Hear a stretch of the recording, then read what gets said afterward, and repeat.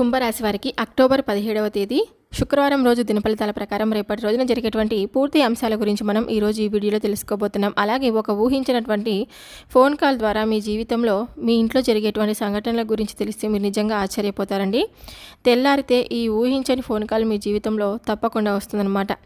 మరి ఆ కాల్ ఏమిటి, రేపటి రోజున ఎలాంటి సంఘటనలు మీ జీవితంలో చోటు చేసుకోబోతున్నాయి అనేటువంటి పూర్తి అంశాల గురించి మనం ఈరోజు ఈ వీడియోలో తెలుసుకోబోతున్నాం. కాబట్టి కుంభరాశి వారు ఎవరైనా సరే అండి, మొట్టమొదటిసారిగా మన ఛానల్ని చూసినట్లయితే తప్పకుండా ఛానల్ని సబ్స్క్రైబ్ చేసుకొని వీడియో నచ్చినట్లయితే లైక్ చేయడం మాత్రం మర్చిపోద్దండి. ఇక కుంభరాశి వారికి ఏ విధమైనటువంటి అవకాశం దక్కుతుంది అని మనం తెలుసుకోబోయే ముందు, కుంభరాశి అనేది ధనిష్ట నక్షత్రం 3-4 పాదాలు, శతభిష నక్షత్రం 1-2-3-4 పాదాలు, పూర్వభద్ర నక్షత్రం 1-2-3 పాదాలలో పుట్టినటువంటి వారిని కుంభరాశి వారి కిందికి పరిగణించబడతామన్నమాట. అయితే కుంభరాశి రాశి చక్రంలోనే మనకు ఒక 11వ రాశి కాబట్టి ఈ రాశి ఎప్పుడు చూసినా కూడా వీరికి ఎప్పుడు కూడా అంటే చాలా లోతుగా ఆలోచించేవారండి. ఎవరిని కూడా బాధ పెట్టాలి అనేటువంటి మనస్తత్వం వీరికి అసలు ఉండదన్నమాట. ఎటువంటి అంటే ఇబ్బంది లేకుండా జీవితాన్ని గడుపుదామని అనుకుంటూ ఉంటారు. ఈరోజు వారికి ఒక కొత్త విషయం, వారికి వచ్చేటువంటి విషయం వారు ఊహించని కోణంలో ఉంటుందన్నమాట. మరి మనసు ప్రశాంతంగా ఉన్నప్పటికీ వేరు రకాల కోణాల్లో కూడా ఆలోచించేటువంటి అవకాశం ఈరోజు వీరికి అంతరంగికంగా ఏదో ఒకటి జరుగుతుందేమోనన్న అమాయకమైనటువంటి ఆసక్తి కూడా కలిగి ఉంటారనమాట. ఈరోజు సత్యంగా నిలబడబోతుంది. ఈ రాశివారు అంటే కుంభరాశి వారికి మనం ప్రస్తుతానికి ఏం జరగబోతుందండి, ఇటీవల రోజులలో మీ జీవితంలో ఒక నిశ్శబ్దమైనటువంటి రోజుగా నడుస్తుందండి. చాలా కాలం తర్వాత మీరు ఎవరి కోసమైతే ఎదురు చూస్తూ ఉన్నారో, అంటే ఫెయిల్ అవుతున్నారో, ఏ పని విషయం కానీ, ప్రేమ విషయం కానీ, కుటుంబ సంబంధాల్లో కానీ ఒక మౌన విరామం మీకు వస్తుందని ఖచ్చితంగా అది రేపటి రోజున నిశ్శబ్దాన్ని మీరు ఇంతగా విరమించుకునేటువంటి రోజుగా కూడా నిలబడిపోతూ ఉంటుందన్నమాట. మరి తెల్లవారితే ఊహించని ఫోన్ కాల్ అంటే ఏమిటంటే, అసలు ఆ ఫోన్ కాల్ వీరికి ఏ విధమైనటువంటి ఊహించని ఫోన్ కాల్గా వస్తున్నాయి అనేది ఇప్పుడు మనం తెలుసుకుందాం. ముఖ్యంగా చూసుకుంటే వీరికి ఈ కుంభరాశి వారికి ఒక ఆశీర్వాదమైనటువంటి ఫోన్ కాల్ ద్వారా రావచ్చు. ఇది ఊహించని చోట నుండి వచ్చేటువంటి కాల్ మీ జీవితంలో ఒక కొత్త మార్గదర్శకం అవుతుందండి. మరి సాయంత్రం లోపే వింటున్నటువంటి ఆ శుభవార్త దేవుడు మీకు పంపినటువంటి ఆనందంగా కూడా ఉంటుందన్నమాట. ఈ ఫోన్ కాల్ వెనక మరింత భాగ్యం దాగుందని మీరు అనుకోవచ్చు. అందులో ముఖ్యంగా చూసుకున్నట్లయితే కొందరికి పాత స్నేహితులు ప్రారంభమయ్యే బంధంగా కూడా నిలబడుతుంది. మరి ఈ ఫోన్ కాల్ ద్వారా స్నేహితులు గతంలో ఎవరైనా దూరంగా ఉన్నారా, ఆ స్నేహితులు మళ్ళీ మీ దగ్గరికి వచ్చి వారు మళ్ళీ మీతోటి మాట్లాడి మళ్ళీ మీ విషయంలో కొంచెం అనుకూలంగా నిలబడేటువంటి అవకాశం కూడా కనిపిస్తూ ఉంటుందన్నమాట. మరి కొంతమందికి అయితే ఈ ఫోన్ కాల్ అనేది ఒక ఊహించినటువంటి అద్భుతంగా మీ జీవితంలో ఉండబోతుందని కూడా చెప్పుకోవచ్చు. అలాగే కొంతమందికి ఇది ఒక ఉద్యోగం ఆఫర్ లేదా అవకాశానికి పిలుపుగా ఉంటుందన్నమాట. ఇంకా మరి కొంతమందికి ఇది జీవిత భాగస్వామి నుండి మొదటి సంకేతకంగా నిలబడుతూ ఉంటుంది.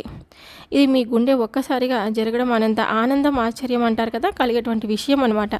సాయంత్రం కల అది ఆ ఫోన్ కాల్ అనేది ఏదో ఒక ప్రచారమై శుభవార్తగా మీకు మారబోతుంది అనడానికి ఒక కారణం కూడా ఉంటుంది.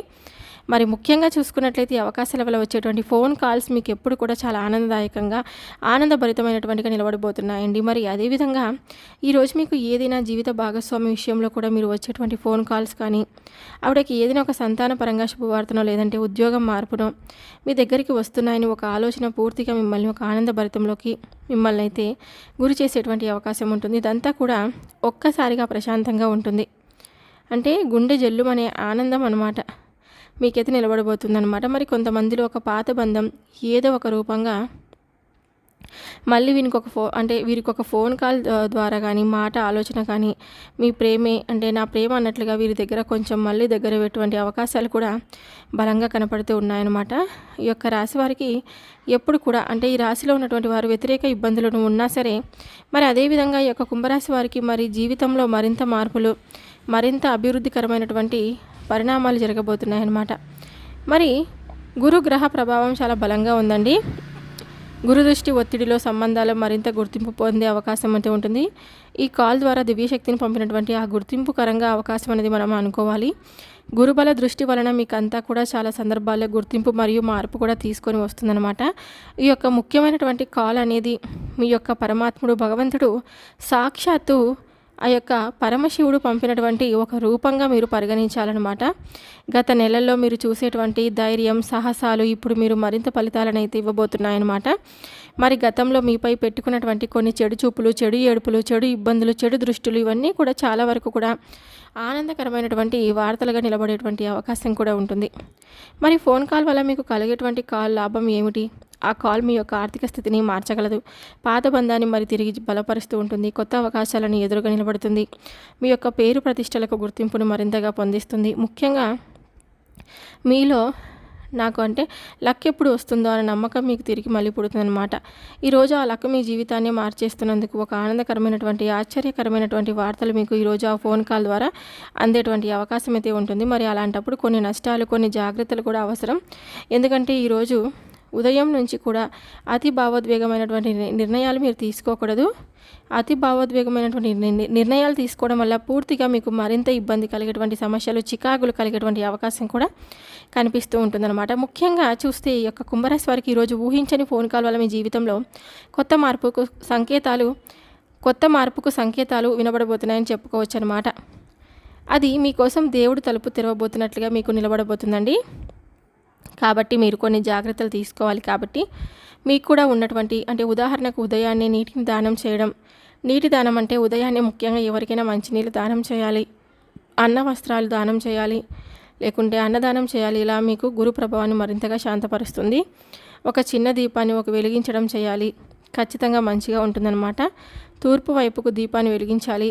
మరి ఈ కాల్ ద్వారా మీకు అనేకమైనటువంటి ఆనందాలు అయితే రేపటి రోజున తప్పకుండా వస్తాయి. నీలి లేదా తెలుపు రంగు దుస్తులు ధరిస్తే అదృష్టం మరింతగా పెరుగుతుంది. యొక్క కుంభరాశి వారికి జీవితంలోనే ఒక మలుపు దిశలోకి తిరుగుతుందన్నమాట. తెల్లవారుజామున ఈ రింగ్ అయ్యేటువంటి ఆ ఫోన్ కాల్కి మీ జీవితంలో ఒక కొత్త అధ్యాయానికి మొదటి పేజీ అవుతుందన్నమాట. సాయంత్రం కల్లా మీరు శుభవార్త వింటారు. శుభవార్త వచ్చిందని శుభవార్త మీరు ఉద్యోగపరంగా కానీ, వ్యాపార పరంగా కానీ, కుటుంబ పరంగా కానీ, ధన సమస్యలకు సంబంధించినటువంటి వార్తలుగా కానీ అత్యద్భుతంగా నిలబడతాయండి. కాబట్టి ఈరోజు మీకు అందరికీ కూడా కుంభరాశి వారికి ఈరోజు లభించే ఫోన్ కాల్ మీ జీవితాన్ని మార్చగలదని, ఆ ఫోన్ కాల్ వల్ల మీ జీవితం మరింత సంతోషంగా ఉంటుందని తెలుసుకోవచ్చు అన్నమాట.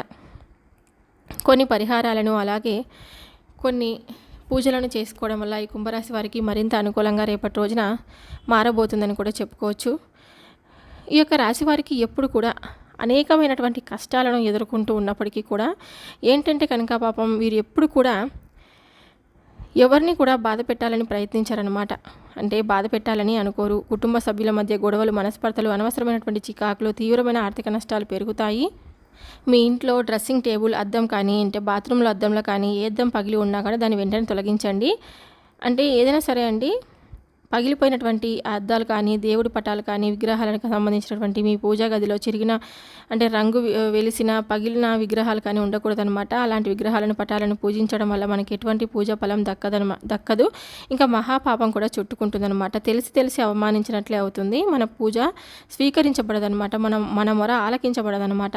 అలాంటప్పుడు అలాంటి పటాలను, విగ్రహాలను వెంటనే పూజా గది నుండి తొలగించాలి. అలాగే ఒక దేవుడికి సంబంధించిన 2-3 విగ్రహాలు కూడా, చిత్రపటాలు కూడా పక్కనే పెట్టి పూజించకూడదండి. ఉదాహరణకు 2 లక్ష్మీదేవి విగ్రహాలు, 3 వెంకటేశ్వర స్వామి పటాలు పక్కనే పెట్టకూడదనమాట. అలాగే 2 ఆంజనేయ స్వామి వారి పటాలు, ఇంకా ఆంజనేయ స్వామి కొండని ఎత్తుకొని ఉన్నటువంటి ఆ చిత్రపటాన్ని కూడా ఇంట్లో పెట్టుకోకూడదనమాట.